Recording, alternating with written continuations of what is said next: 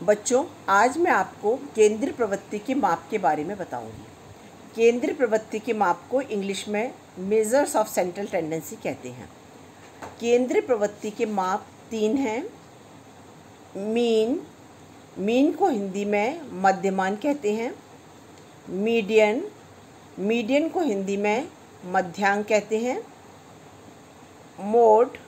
Mode को हिंदी में बहुलांक कहते हैं। आपको मीन, मीडियन, मोड पढ़ने हैं। मीन, मीडियन, मोड निकालने के 3 तरीके हैं, अनग्रुप डेटा और ग्रुप डेटा। आपको मध्यमान अव्यवस्थित आंकड़ों से निकालना सीखना है और व्यवस्थित आंकड़ों से मध्यमान निकालना सीखना है। तो आज मैं आपको मीन ऑफ अनग्रुप डेटा, अव्यवस्थित आंकड़ों से मध्यमान निकालना बताऊंगी।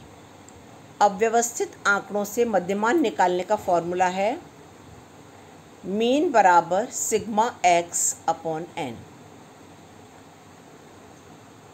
एम का मतलब है मध्यमान, जिसको इंग्लिश में मीन कहते हैं। सिग्मा का मतलब है योग, द सम ऑफ। एक्स का मतलब है प्राप्तांक, इंग्लिश में स्कोर्स कहते हैं। एन का मतलब है प्राप्तांकों की संख्या, जिसको नंबर ऑफ स्कोर्स कहते हैं। जो एग्ज़ाम में क्वेश्चन आएगा वो इस तरीके से आएगा, निम्न प्राप्तांकों के से मध्यमान ज्ञात कीजिए। नीचे प्राप्तांक दिए गए होंगे 7, 3, 8, 2, 6, 4। सबसे पहले आपको इन सब को जोड़ना है।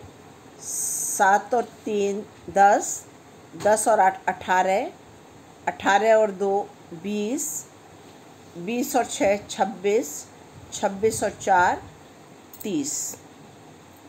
सिग्मा एक्स आपका 30 आया है। अब आपको एन देखना है। एन देखने के लिए 1 2 3 4 5 6, एन बराबर 6। अब आपको इन वैल्यूज़ को फॉर्मूले में लिखना है। फॉर्मूला है एम बराबर sigma X upon N. Sigma X बराबर 30, एन बराबर 6। 6 का भाग आप 30 में देंगे, 6 पंजे 30, 5 आपका मीन आएगा। अब आपको क्या करना है, इस फॉर्मूले को 5 बार लिखना है और इस वैल्यूज़ को भी 5 बार लिखना है, जिससे आपको ये फॉर्मूला और इसका क्या मतलब है ये आपको याद हो जाएगा।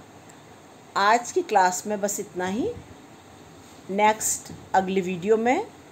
Thank you students.